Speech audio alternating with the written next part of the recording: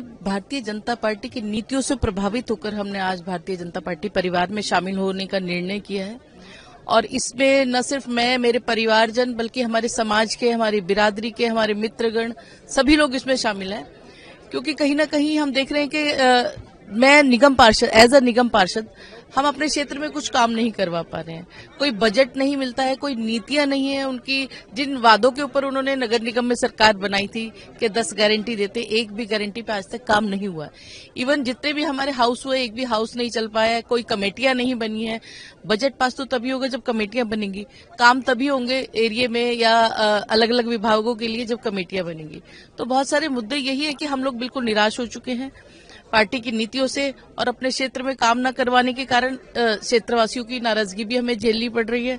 तो हम चाहते हैं कि कम से कम जिस पद पर है, जिस जिम्मेदारी के साथ हम क्षेत्र में चुनकर आए हैं, उन जिम्मेदारियों को हम पूरा कैसे करें, हम एक बेहतर दिल्ली कैसे बनाएं। जब वो कहते हैं कि हम गड्ढा मुक्त दिल्ली बनाएंगे, हम कूड़े के पहाड़ों को खत्म करेंगे, हम यमुना को साफ करेंगे, लेकिन कहीं कुछ नहीं हुआ है। उनकी सिर्फ उनके भ्रष्टाचार की पोल खुलती जा रही है लगातार।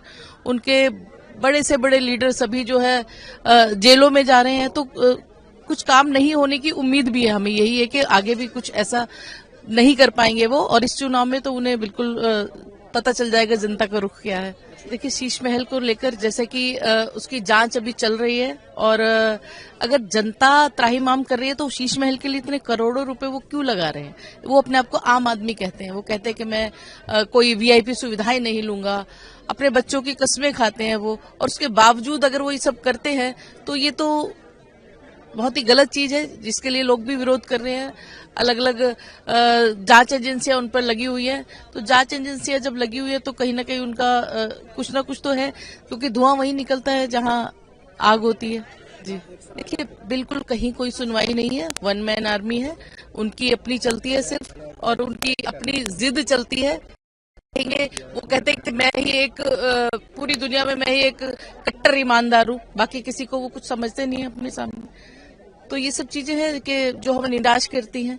हम किसी भी अपने, चाहे नगर निगम प्रभारी है या जो भी संबंधित हमारे लीडरशिप है, मेयर है, या कहीं भी कोई सुनवाई नहीं है।